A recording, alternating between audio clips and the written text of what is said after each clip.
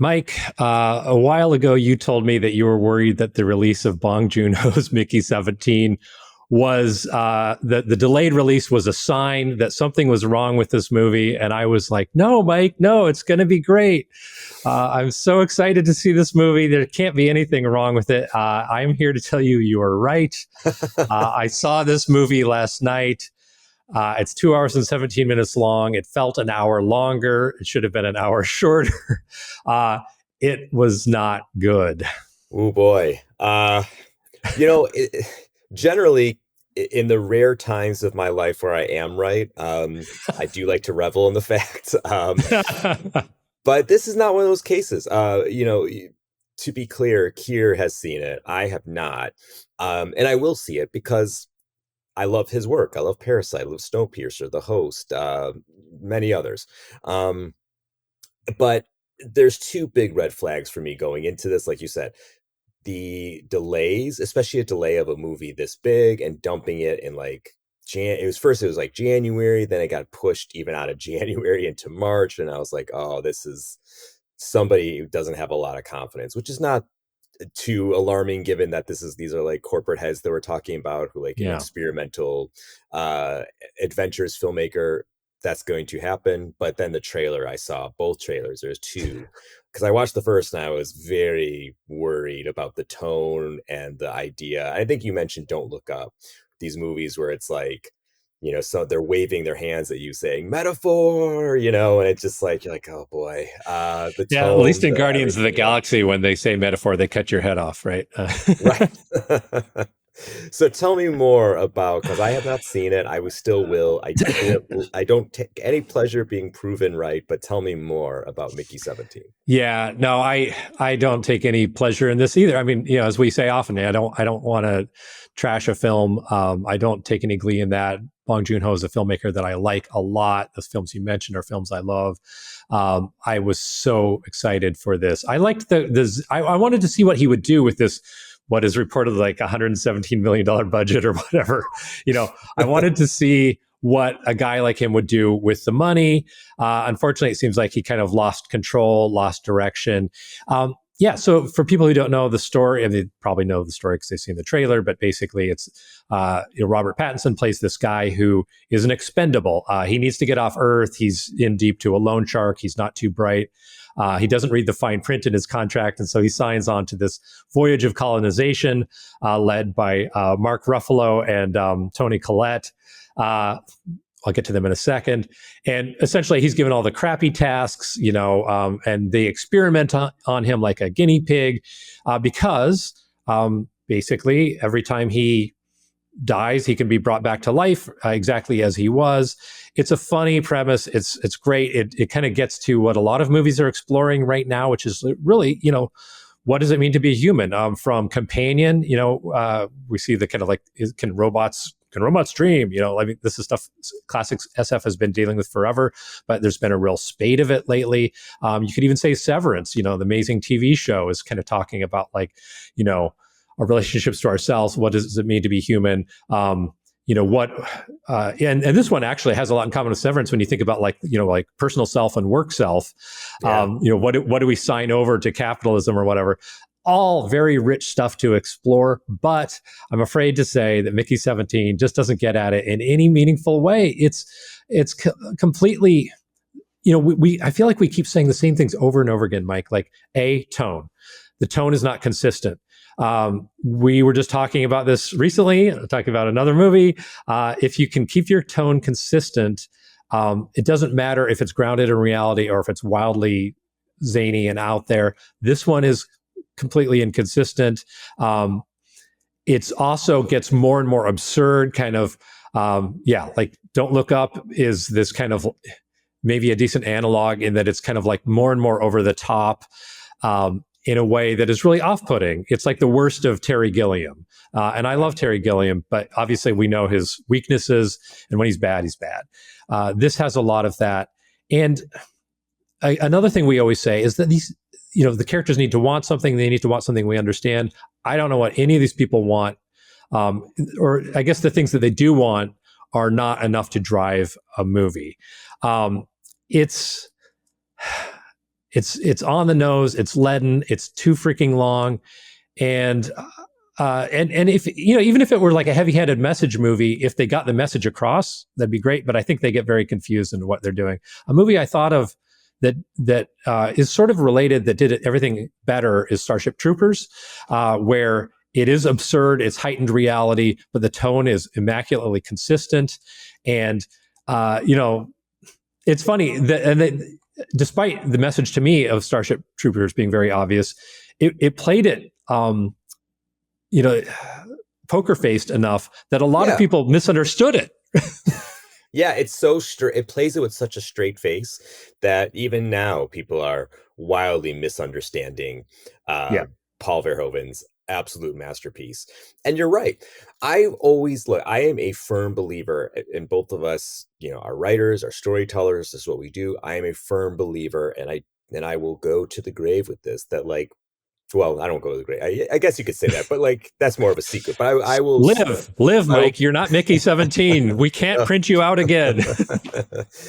we might, but like I will believe this till I die. They're like, you can take audiences, readers, anywhere, as long as you just ground it in a simple human desire. And I think that's what some of the worst satires forget is that, listen, like we talk about Raising Arizona.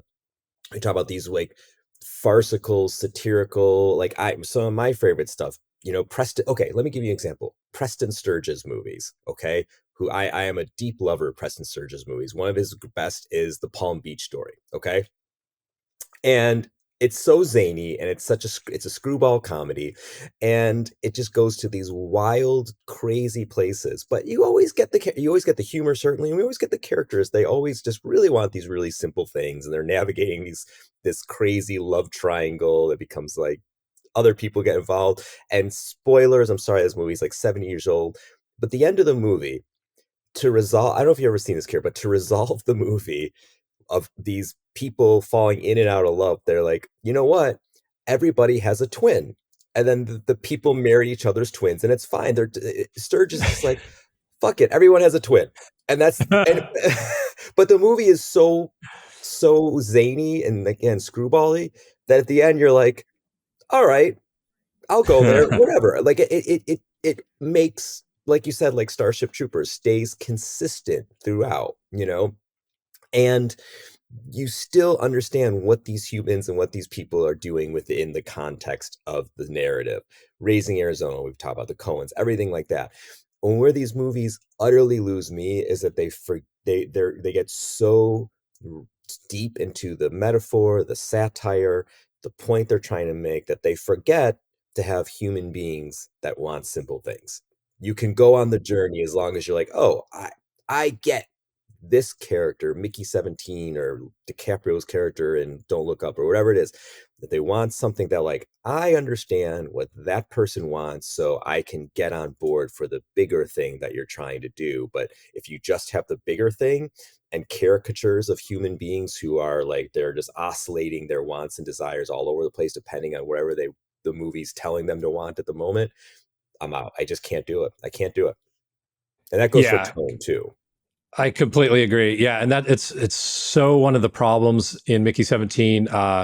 Naomi Ackie is a perfectly good actor, but like her character in Mickey 17 is all over the map. Like, I don't know what she wants other than to have sex with Mickey 17, but she ends up for the purpose of the story doing all these different things that are some selfish and self-centered, and then some more heroic and understanding. And at the end, she's elevated as this very noble figure that you just don't see it coming.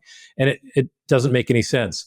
Mark Ruffalo plays a slimy, failed politician who is very funny for about 5 minutes, and then it gets very old.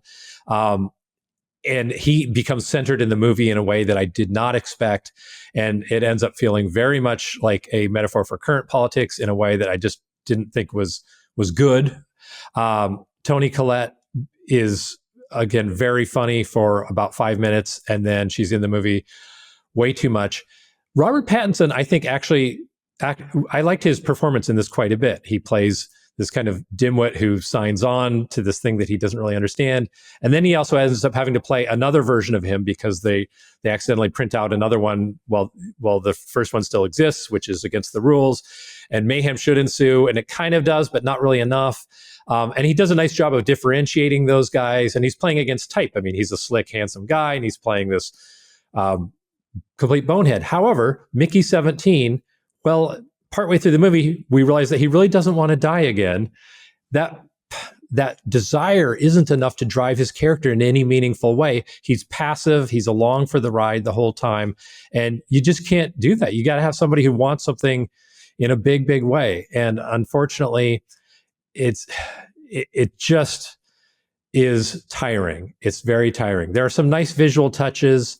One of my favorite things was the way they actually print him out. It was very funny. I loved the creatures that they encounter on this alien planet. And actually something, again, that will remind viewers very much of Starship Troopers, I would say. It's not the crazy grasshopper bugs, but the big slug creature that they find at the very end. Oh, yeah. Not super far from the creatures at the end, which are these kind of like oversized tardigrade looking things in Mickey 17.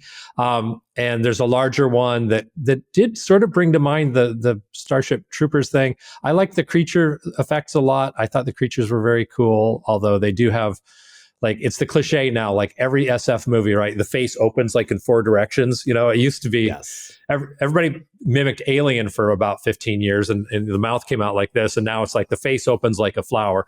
Okay. Now it's the Demogorgon. Everything's a Demogorgon now. God, we got to find something new. Yes. Anywho, yeah, I don't know that there's that much more to say about this movie, but I was so hopeful and my hopes were dashed, and I just cannot recommend this film really to anybody.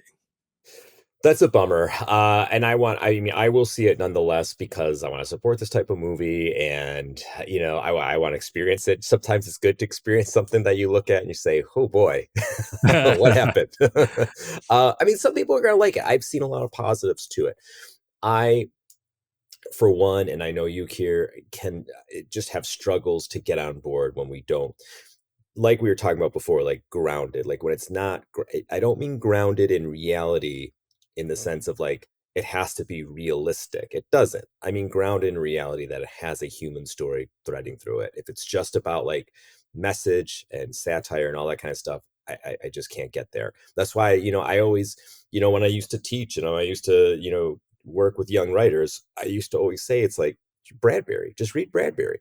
If you want to do sci-fi genre, if you want to have a big message, a big idea in your book, in your novel, if you're in your movie, whatever, Bradbury was the king. Bradbury had very, very human stories that were right at the fore of every story he told.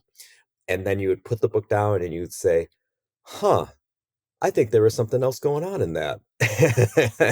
And there was. He didn't bludgeon you to death. And some people like that. Some people are along like, that's funny, that's satirical, that's I enjoy that, those big swings, big Terry Gilliam stuff. I am personally not one of those people. Now I need to see Mickey 17 for myself again, but judging by the trailer, judging by the couple of red flags, judging by your reaction, I'm gonna assume I'm not gonna enjoy it. I might be surprised because I love oh gosh, remind me his name. I'm sorry. I'm blanking. Director of Mickey 17 is Bong Joon-ho. Bong Joon-ho. Because I'm blanking his name, and we should also acknowledge, just based on a novel. I just had the writer's name in that as well. I think it's called Mickey 7, though, not Mickey 17. I believe that's right. Yeah, and I hear it's a great novel, and I don't think it shares the tone of the movie. I think it's more of a straight-faced sci-fi movie. It's a novel by Edward Ashton, Mickey 7. Mickey 7. Okay. Yeah. So no shade on Ashton. We haven't read the book. We don't know. Yeah. And, you know, anybody watching this video who's also just walked out of the theater and seen the movie, weigh in comments. Let us know. Do you disagree? I mean, did you like the movie a lot more than I did, or somewhat more? I'd be very curious to know, and I'd be really curious to know what you did like about it. Again, you know, no shade on anybody who does like it, because art is subjective. We all respond differently to different things. But for me, it just failed to clear the bar of the two things we talk about most often, which is like consistency of tone and simple characters who want something simple and understandable, and that it needed that to drive the movie along. It also needed a lot of cuts.